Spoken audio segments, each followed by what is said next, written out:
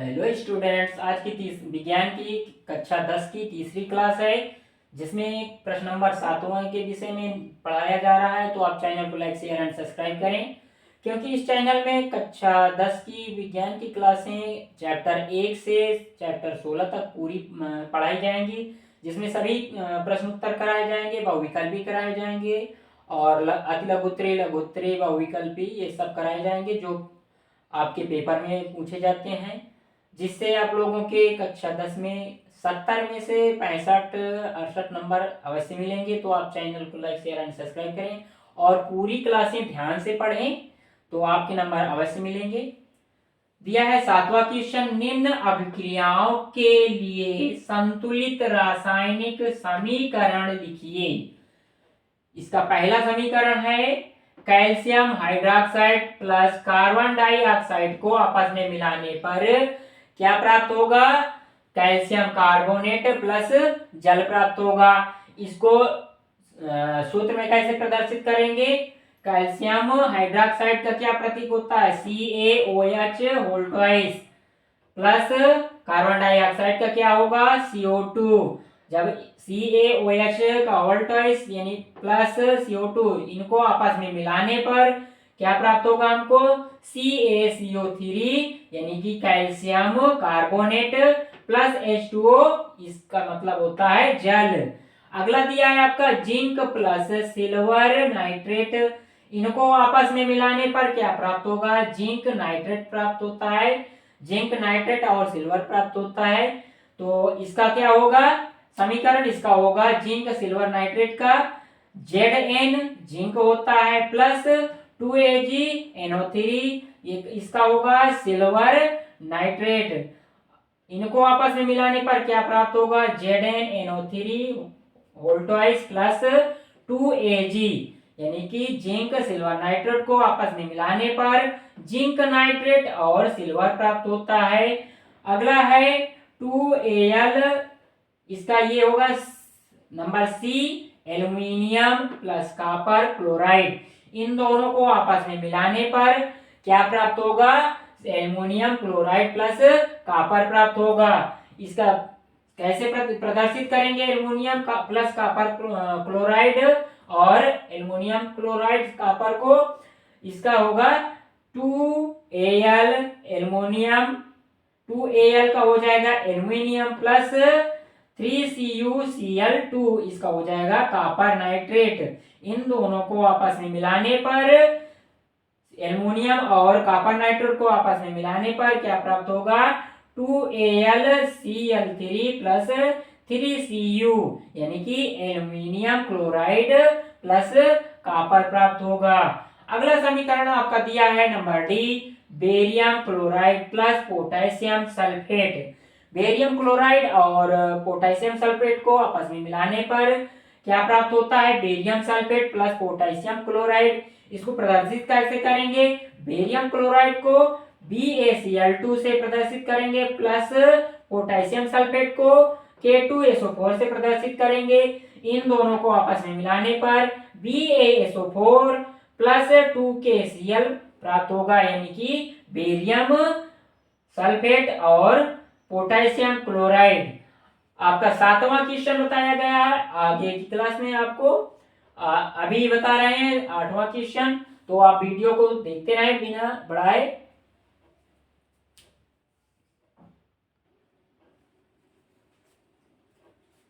आपका अगला question number है 8वां, जिसमें दिया है निम्न अभिक्रियाओं के लिए संतुलित रासायनिक समीकरण लिखिए एवं प्रत्येक अभिक्रिया का प्रकार बताइए। क्या कह रहा है? संतुलित रासायनिक समीकरण लिखिए एवं प्रत्येक अभिक्रिया का प्रकार बताइए। नंबर ए दिया है potassium bromide plus barium iodide, इनको आपस में मिलाने पर क्या प्राप्त होगा? Potassium iodide plus barium bromide. अगला दिया है जिंक कार्बोनेट, जिंक कार्बोनेट का क्या आ जाएगा? जिंक ऑक्साइड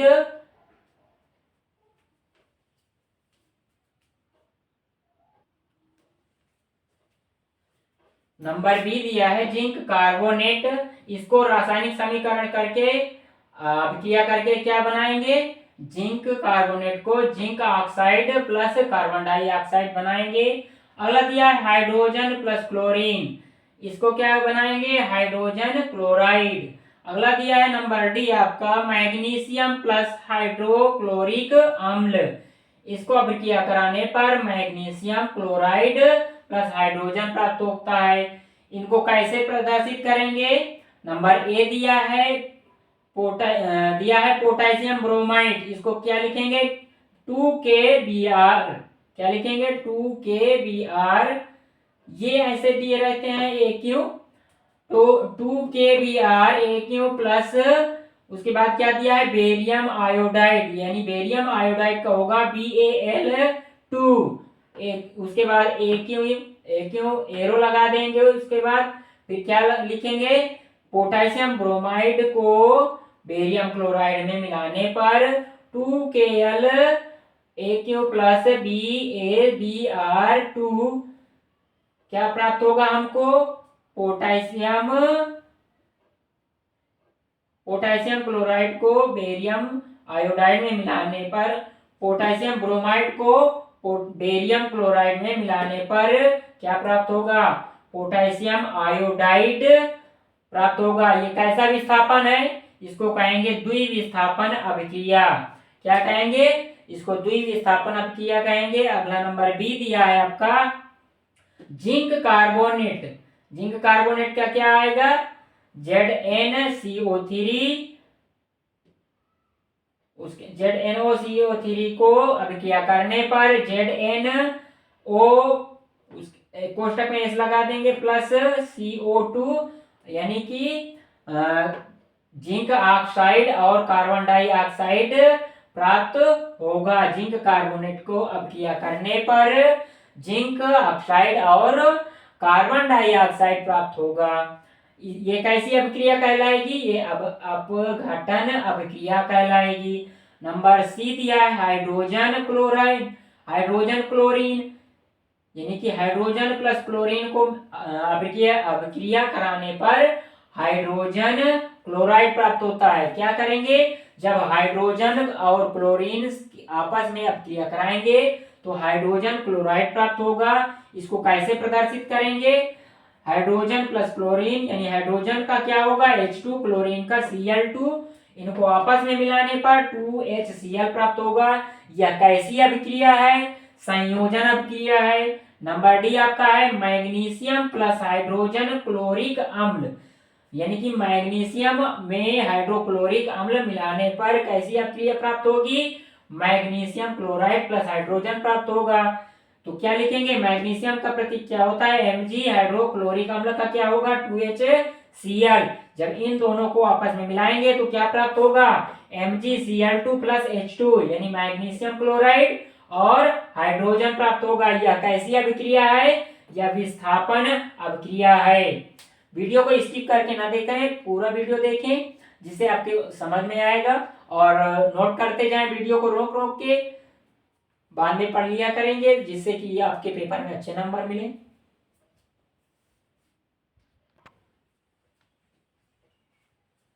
आपका अगला क्वेश्चन नंबर 9 दिया है ऊष्माक्षेपी एवं ऊष्माशोषी अभिक्रिया का क्या अर्थ है, उदाहरण दीजिए।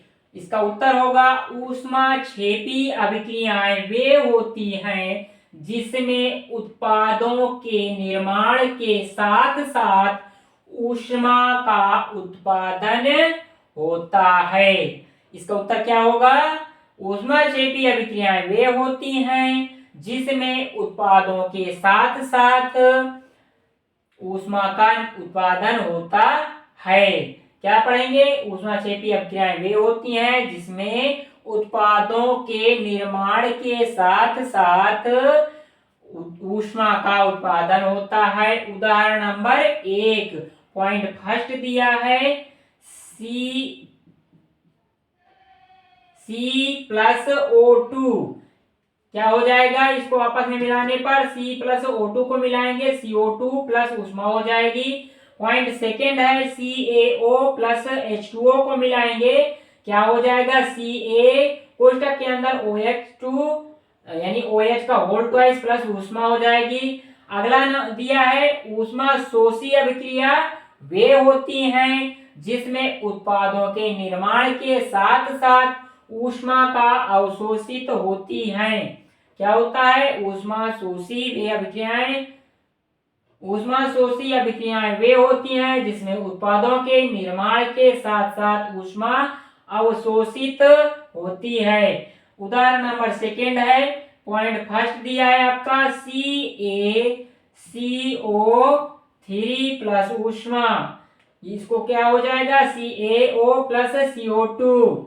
अगला पॉइंट सेकेंड दिया है 2Pb कोष्टक के अंदर NO3 होल ट्वाइस प्लस ऊष्मा, इसको क्या हो जाएगा, आगे इसको लिखेंगे 2PbO प्लस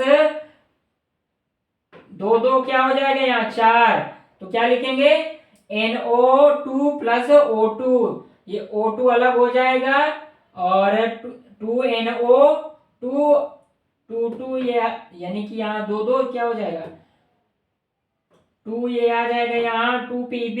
उसके बाद यहाँ से एक 2 निकल जाएगा तो क्या बचेगा यहाँ 2 दूनी 4 यानी 4 NO2 प्लस O2। आपका अगला 10वां क्वेश्चन आगे करा रहे हैं, तो वीडियो को बिना स्किप किए देखते रहे।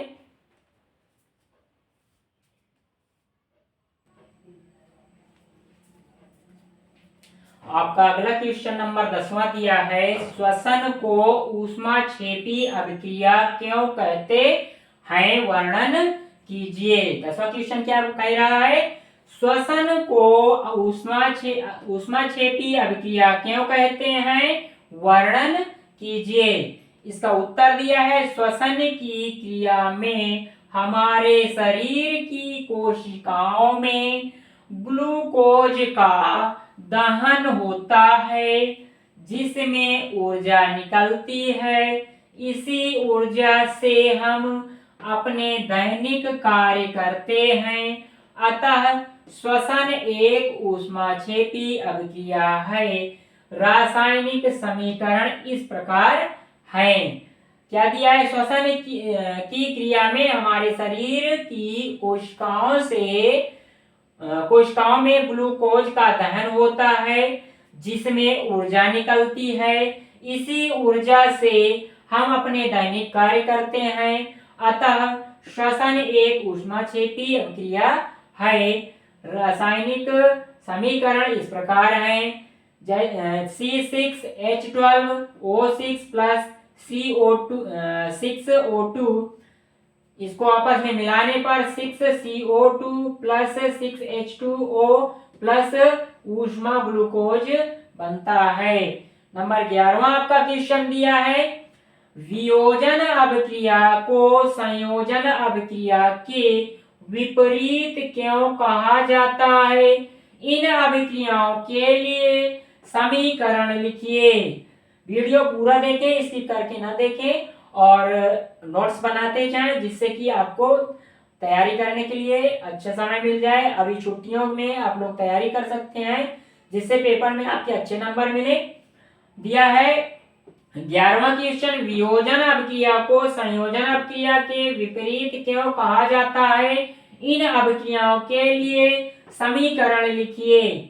उत्तर आपका दिया है, वियोजन अभिक्रिया में एकल अभिकारक 2 या 2 से अधिक सरल उत्पादों में टूट जाता है। क्या दिया है, वियोजन अभिक्रिया में एकल अभिकारक 2 या 2 से अधिक सरल उत्पादों में टूट जाता है, जबकि संयोजन अभिक्रिया में 2 या 2 से अधिक अभिकारक परस्पर अभिक्रिया करके एकल उत्पाद बनाते हैं। अतः वियोजन अभिक्रिया को संयोजन अभिक्रिया में विपरीत कहा जाता है।